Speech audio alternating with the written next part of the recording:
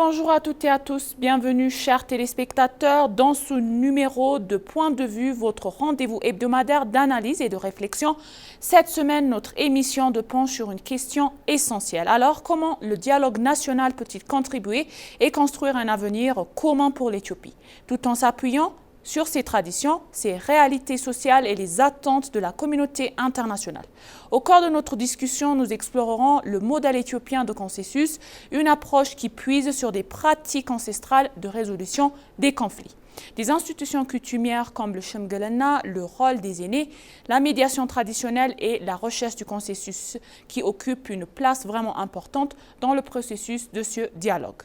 Alors, nous analyserons comment ces pratiques locales sont intégrées aux mécanismes modernes de réconciliation et nous comparerons cette expérience avec d'autres modèles africains, notamment ceux d'Afrique du Sud, du Kenya et de la Tanzanie. Mais derrière des structures officielles, il y a surtout des femmes et des hommes. Alors, qui sont réellement les participants de ce dialogue? C'est la question qu'on se pose. Alors, dans Point de vue, nous aborderons les différentes composantes de la société, c'est-à-dire femmes, jeunes, chefs religieux, hommes et situation des handicaps, éleveurs, universitaires et chefs traditionnels.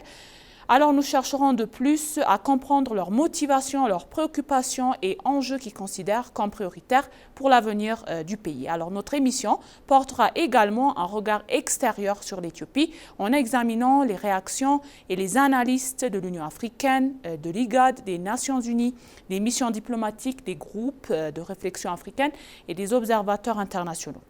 Enfin, nous aborderons le lien entre le dialogue, stabilité et développement, car la confiance politique influence directement l'investissement, le tourisme, l'intégration régionale et la confiance des entreprises. Alors, pour en parler, aujourd'hui, je suis ici au studio accompagné avec mon collègue de travail, Moubarak Moussa.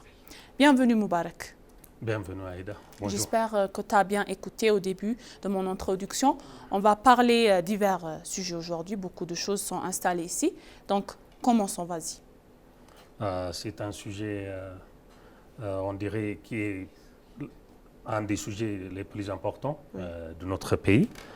Comme tu l'as déjà dit, absolument, l'Éthiopie possède une longue histoire de résolution de conflits de manière traditionnelle, c'est-à-dire bien avant l'apparition des mécanismes modernes de résolution de conflits, l'Éthiopie a pratiqué pendant longtemps, depuis des années, des mécanismes traditionnels de résolution des conflits. Parmi eux, la pratique de Shemgelena, comme tu l'as dit, qui fait appel aux anciens respectés de la communauté, qui vont participer à la résolution des conflits ou des différends entre les individuels, que ce soit au niveau de la communauté aussi. Ces aînés ne représentent pas seulement l'autorité morale, mais ils incarnent aussi la mémoire collective et l'expérience accumulée de notre pays. Comme j'ai dit, l'Éthiopie a beaucoup d'expérience accumulée depuis des années de la résolution des conflits entre les communautés et entre les individuels aussi. Exactement, tu as bien mentionné. Ce qui est fascinant avec le mot Shemgelena, donc on le sait, c'est un mot amharique. Donc comme on peut le voir, son objectif, ce n'est pas seulement de désigner un gagnant et perdant. Donc tu sais, comme on dit Shemgelena, ça a un lien avec les anciens. Donc anciennes personnes ou anciens hommes, qui cherchent avec tout et à instaurer avec les relations sociales comment résoudre les conflits et comment avoir une conclusion vraiment qui est vraiment proposée. Donc, ils encouragent les parties à écouter, à reconnaître aussi leurs responsabilités et à parvenir à une solution acceptable. À la fin, comment résoudre ces problèmes et comment résoudre tous les défis et avoir une chose vraiment prospère, je peux le dire. Donc, tout en avant et c'est acceptable pour tout le monde. Voilà. Oui, aussi c'est une solution durable. Oui. Cette recherche de consensus entre les communautés, entre les individuels, Oui. ou au niveau national, on peut dire, constitue justement l'une des caractéristiques majeures de nombreuses traditions éthiopiennes, Oui. localement, dans plusieurs régions du pays, que ce soit dans les États régionaux d'Amara, d'Oromia, de Tigray, du Sud ou d'autres parties du pays aussi. La priorité est donnée au maintien de la cohésion sociale ou de l'harmonie sociale, où on fait une, comment on dit, coexistence entre les communautés, une décision imposée pour régler un problème sur le papier au niveau des mécanisme officiel, c'est-à-dire moderne. Oui. Mais ici, elle garantit le renforcement de la paix durable et acceptable par tous les membres de la société. Si on prend les mécanismes modernes, ça nous donne une solution pour le moment, mais ça n'a pas une garantie que ce soit durable ou pas. Donc c'est la particularité de ces mécanismes de tradition. Exactement, tu as bien mentionné. Donc, c'est une philosophie qui peut rejoindre d'ailleurs certains principes, mais ça met aussi en avant le dialogue national, qui est le corps même majeur de notre sujet aujourd'hui. Donc, les organisateurs qui sont souvent, je peux le dire, insistés sur l'importance d'offrir un espace où chacun puisse exprimer, comme on dit, leurs préoccupations avant d'envisager ces solutions communes. Donc, déjà, le mot Shemgalena, tu peux le voir, on l'a bien expliqué pour nos téléspectateurs, ça a un lien aussi avec ce dialogue national. Ça ne peut pas être quelque chose comme on le dit comme ça, mais c'est quelque chose, comment résoudre les problèmes et avancer.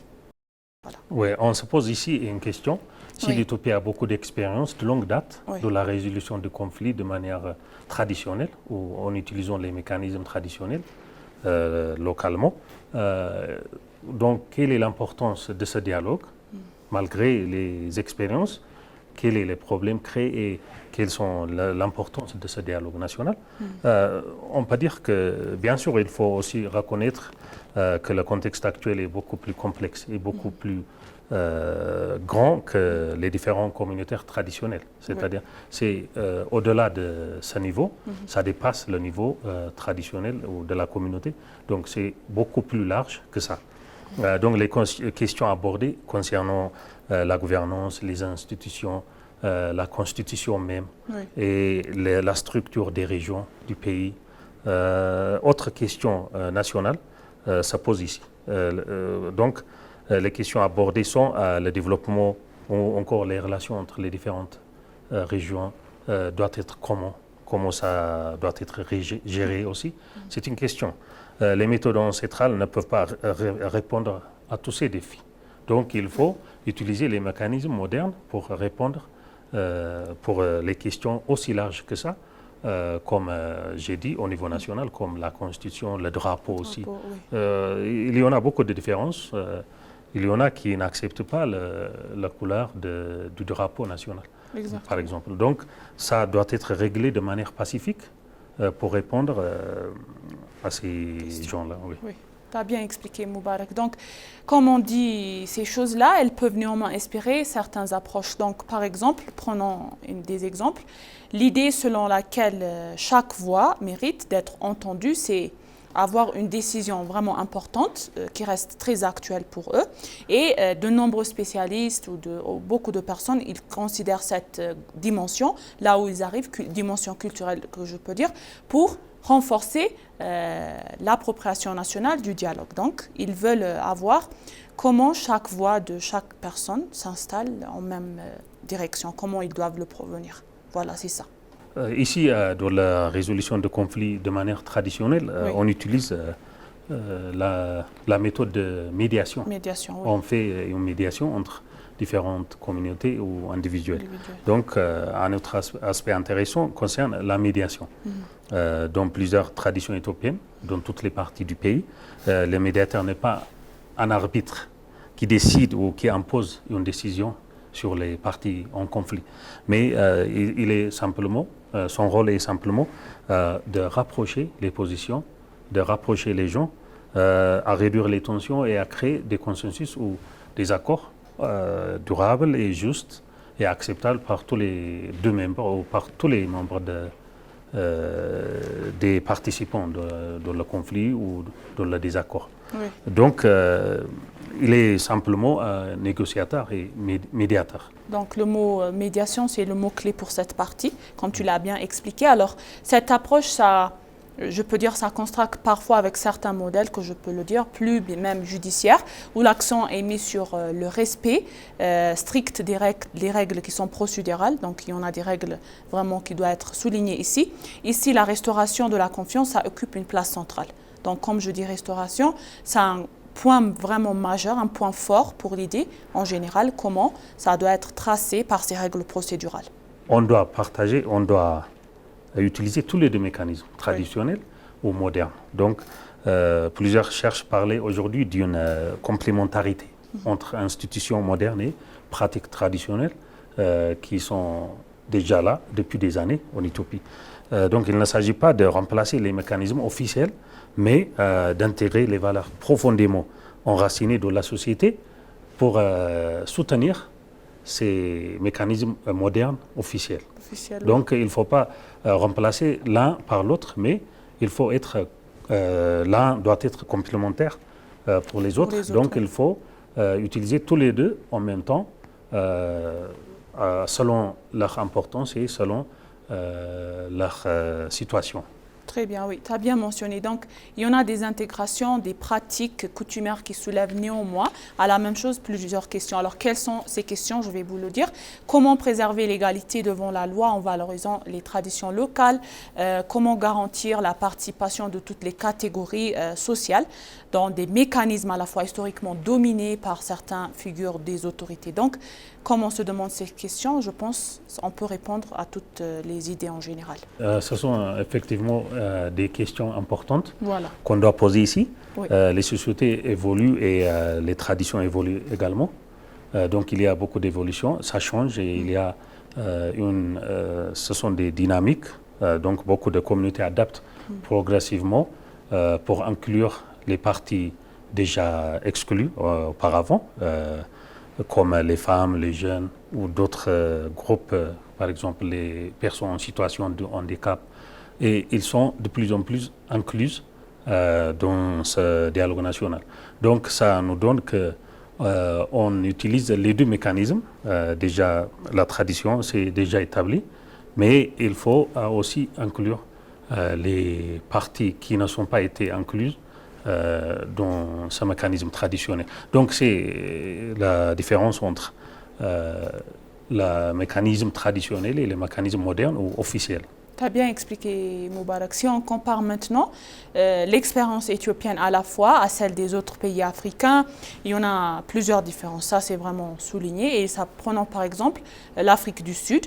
À la fin de leur apartheid, il y a le processus de réconciliation qui est vraiment très largement appuyé sur la commission nationale chargée d'établir à la fois la vérité et favoriser la réconciliation. Donc l'Afrique du Sud ici, ça peut être un bon exemple pour expliquer. D'abord, ils ont fait à la fin de la fin de l'apartheid et le processus de réconciliation, donc qui est un autre point à souligner ici. Voilà.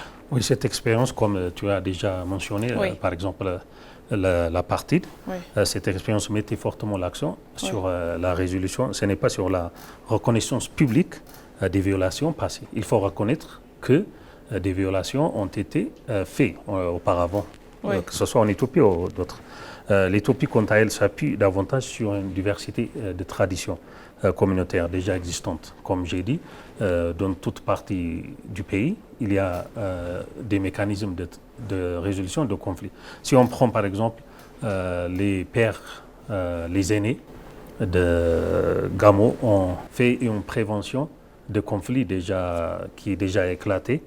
Ils ont utilisé leurs mécanismes traditionnels de résolution de conflits et ils sont intervenus dans ces parties en conflit et ils ont proposé des solutions de manière traditionnelle. Donc ça a évité beaucoup de blessures, beaucoup de morts, beaucoup de dégâts matériels ou humains. Oui. C'est à la fois bien comment on les compare, tu as bien expliqué. Donc, maintenant, il y a aussi au Kenya, on peut le dire également, il y a beaucoup de processus de dialogue ici aussi dans ce pays. Ils ont été organisés à la fois à la suite aussi des crises politiques. Ils visaient également à prévenir de nouvelles violences et de trouver des compromis institutionnels. Donc le Kenya aussi, si on peut dire, il y a beaucoup de processus de dialogue national qui étaient intervenus à cette fois. Oui, dans tous les pays, on peut dire. On peut mentionner par exemple en Tunisie. Ils ont impliqué beaucoup de parties prenantes, mais notamment après la Révolution, le dialogue national a surtout impliqué des organisations de la société civile qui ont joué un rôle déterminant dans la médiation entre les acteurs politiques à ce moment-là. Voilà, Tunisie, Kenya. Donc l'Éthiopie, donc, ça représente donc une configuration vraiment particulière à propos de ce dialogue national. Il y a son immense diversité culturelle, signifie plusieurs traditions et de médiation qui coexistent stimulément et cette richesse constitue à la fois des défis et aussi une croissance. Donc on peut comparer défis, croissance en même chose. Donc l'Éthiopie, ça représente une grande configuration de particulière. Voilà. Oui, c'est probablement là qui réside l'originalité du modèle éthiopien. Oui.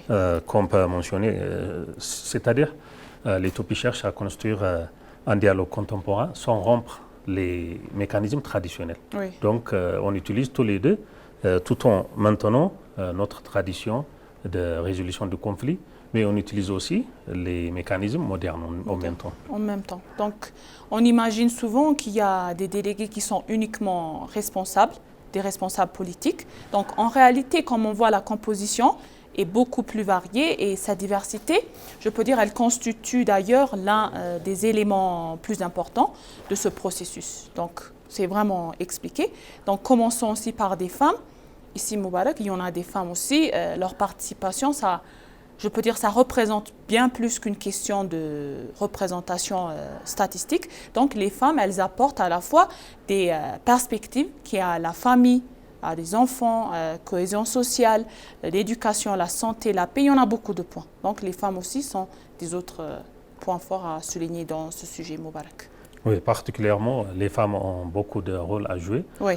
C'est-à-dire les femmes sont les mères, Oui. les sœurs, et ils ont beaucoup de rôles. Donc, notamment dans la tradition éthiopienne, les femmes sont considérées comme vigilantes, comme on dit, très actives dans la société. Oui. Beaucoup d'entre elles sont engagées depuis longtemps dans des initiatives communautaires. C'est-à-dire, ils font beaucoup d'activités, ils connaissent les réalités quotidiennes des populations sur place et insistent aussi souvent sur les conséquences humaines des conflits. Donc, ils ont beaucoup de rôle à conseiller les gens. Voilà, ils jouent un élément vraiment clé dans cette partie. Donc, les jeunes aussi, comme ils sont l'un des vraiment clés majeures pour les générations futures. Les jeunes aussi, ils occupent également une place vraiment essentielle sur cet endroit. Je peux dire qu'ils représentent une part vraiment importante de la population éthiopienne. Donc la majorité sont des jeunes et ils apportent des aspirations liées à l'emploi, l'éducation, l'innovation et des opportunités aussi économiques. Donc ils jouent vraiment un rôle important dans ce secteur. Voilà. Oui, on sait que les jeunes ont des attentes particulières qui sont spécifiques pour eux. Donc, pour de nombreux jeunes participants dans ce dialogue national, le dialogue constitue une occasion d'exprimer leurs attentes particulières ou spécifiques concernant l'avenir du pays. Car l'avenir du pays est par la main des jeunes. Donc, ils souhaitent souvent participer davantage aux décisions qui façonnent leur futur ou leur avenir. Exactement, tu as bien mentionné. Il y en a aussi les chefs religieux, Moubarak, n'oublions pas. Ils jouent aussi un rôle vraiment important. Donc, est vraiment particulier. Donc, on sait que nous tous, dans de nombreux particuliers ou communautés, ils bénéficient d'une forte confiance, comme je dis, à ces chefs religieux. Donc, dans toutes les religieux, les musulmans, les chrétiens, ils jouent un rôle majeur et ils disposent d'une capacité vraiment reconnue à favoriser l'apaisement. Donc, ils jouent un rôle vraiment clé. Voilà. Oui, comme on sait, en Éthiopie, il y a 99% des Éthiopiens sont comme on dit, confessionnels. Ils ont des religions, que ce soit musulmans, chrétiens, autres. Donc, si on utilise la religion comme une solution de résolution de conflits, c'est la colonne vertébrale. Donc, on implique 99% de nos citoyens. Exactement, Moubarak. Donc, les personnes qui sont en situation de handicap aussi jouent un rôle clé. Ils apportent à la fois également une perspective, souvent insuffisamment entendue, donc ce n'est pas suffisamment bien entendu. Donc, ils rappellent que les politiques publiques, ils doivent prendre en compte l'accessibilité. Il y en a aussi l'inclusion et les égalités des chances. Donc, ce n'est pas forcément, je pense, moins de 50%, ce n'est pas suffisant pour moi. Donc, ils doivent être entendus. Voilà. Oui, des travaux ont été faits, mais les travaux ne sont pas suffisants pour répondre aux questions des personnes en situation de handicap. Leur participation dans ce dialogue national montre que le dialogue cherche à intégrer des expériences très diverses de la société. C'est-à-dire, ça inclut beaucoup de sections de la société, y compris les personnes en situation de handicap. Très bien. Donc, je peux dire les éleveurs aussi, ce sont des autres personnes qui doivent être constituées par un autre groupe particulièrement qui sont importants. Donc, il y en a dans plusieurs régions ou dans plusieurs endroits. Leur préoccupation, ça concerne l'accès aux ressources naturelles, la mobilité, les pâturages et la coexistence avec des autres communautés. Eux aussi, ils doivent être mélangés avec eux et travailler ensemble pour avoir un propre dialogue national éthiopien. Ouais. Répondre aux questions des éleveurs, c'est répondre au développement, aux questions de développement. Ces questions sont directement liées au développement local et à la prévention des tensions. Voilà. Parce que les tensions sont toujours éclatées dans la partie frontalière du pays, comme ça. Donc, ce sont des éleveurs, la plupart du temps, qui sont là. Leur expérience de terrain enrichit considérablement les discussions dans ce dialogue national. Dans ce dialogue, voilà. Il y en a aussi des universitaires, Moubarak. Ils apportent aussi, quand eux, des analyses basées. Par exemple, la recherche, les données et les comparaisons internationales. Eux aussi, les universitaires, ils jouent un rôle important. N'oublions pas aussi à les signifier ici. Oui, ils contribuent à transformer certaines préoccupations nationales exprimées par les participants en propositions plus structurées ou en recommandations fondées sur des travaux scientifiques. Donc, ils sont importants aussi dans le changement dans le changement des discussions de manière scientifique et structurée et très étudiée. Étudiée, voilà. Comme on vient ici, il y a aussi les chefs traditionnels. Ils représentent également une composante importante. Donc, ils connaissent les mécanismes locaux de gouvernance, les coutumes et les réalités à la fois historiques de notre pays, propres à leur communauté. Donc, les chefs traditionnels aussi jouent un rôle vraiment clé. Oui, vraiment. Une question, leur participation favorise souvent le dialogue entre les institutions contemporaines et les pratiques sociales déjà existantes depuis des années dans notre pays. Voilà. C'est-à-dire, ce sont des ponts qui nous relient, qui relient les institutions contemporaines, qui sont modernes, et les institutions traditionnelles déjà existantes depuis des années dans notre pays. Voilà, tu as bien expliqué. Donc, une question qui revient souvent, c'est pourquoi les délégués à la fois, ils ont voulu ou ils ont accepté de participer. Donc, c'est la question. Répondons à cette question. Oui. Les motivations sont multiples. Qu'on ne peut pas citer tous, mais certains souhaitent représenter leur communauté, d'autres espèrent contribuer aussi à une paix durable. Voilà. Plusieurs veulent que leurs préoccupations soient entendues au niveau national. Donc, mais en général, c'est pour apporter un consensus national. Très bien. Donc, pour certains, il y a l'enjeu principal, ça concerne aussi la sécurité pour chaque région ou chaque intervalle. Donc, on a besoin la sécurité. Oui.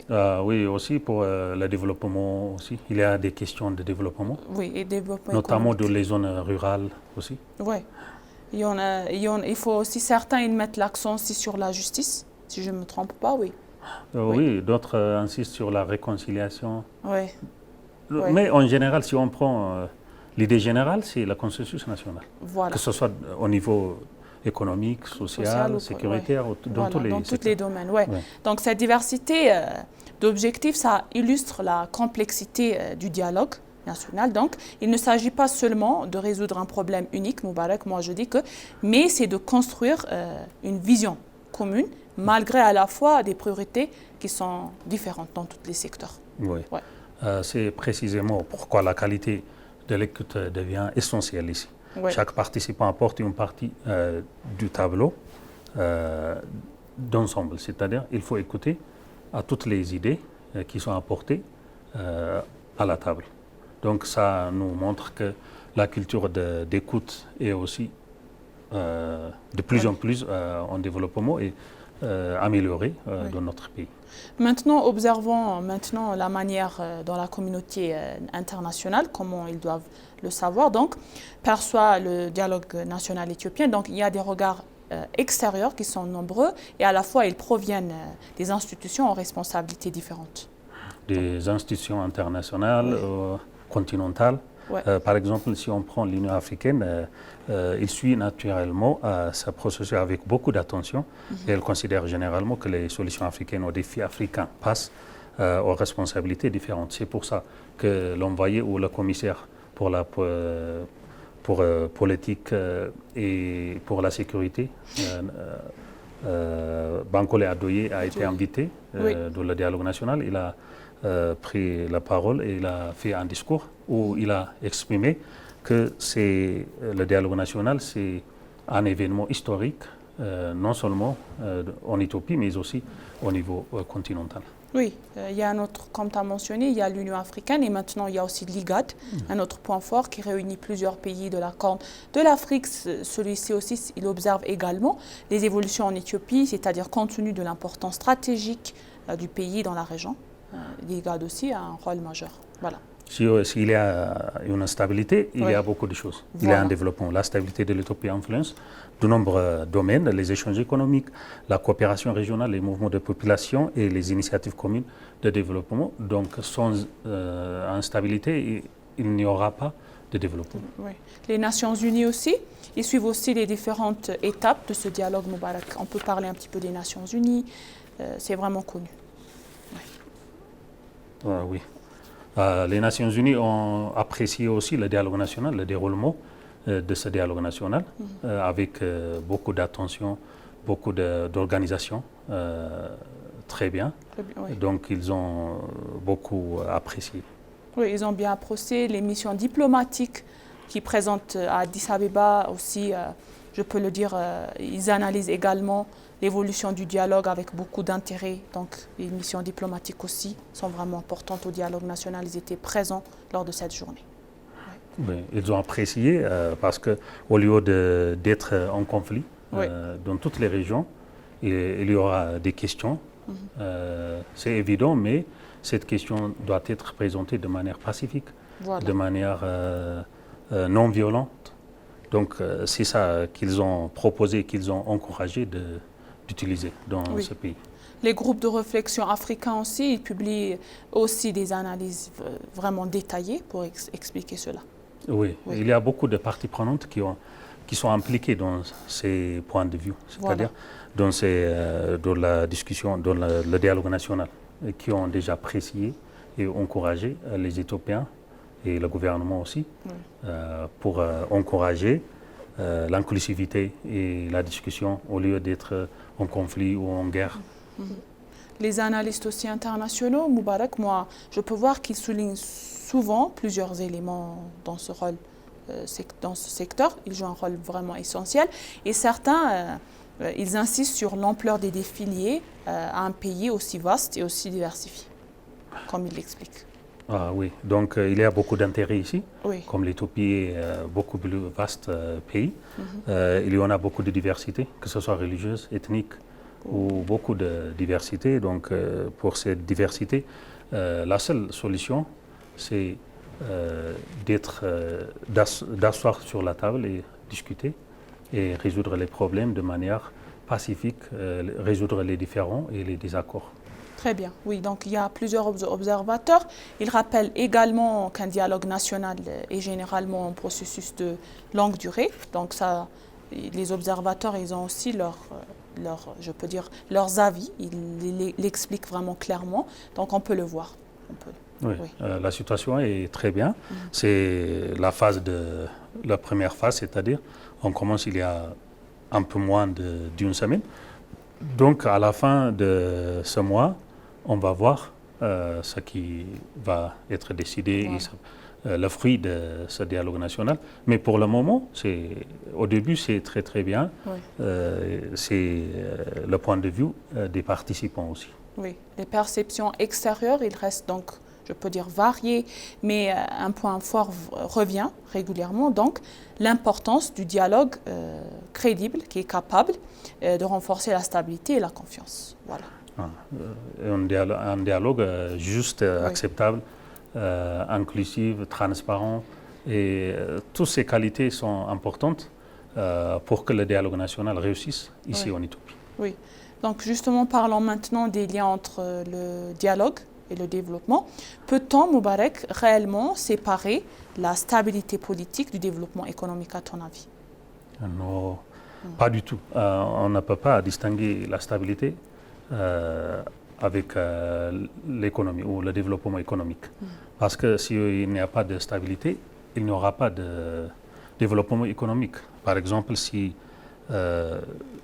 l'investisseur vient investir ici, une stabilité garantie doit être là, c'est-à-dire pour aller dans différentes parties du pays et pour le mouvement de ces investisseurs, la stabilité est très importante. Donc sans instabilité, il n'y aura pas d'investissement, des activités économiques conducives. Donc. Oui, tu as bien expliqué. Donc, une meilleure stabilité qui peut favoriser les investissements dans les infrastructures, l'industrie, l'agriculture, dans tous les domaines et les technologies, encore des services. Donc, Moubarek, on a bien expliqué, je pense, pour nos téléspectateurs, tous les points forts à propos de ce dialogue national. Donc, tu as quelque chose à ajouter ou on conclut?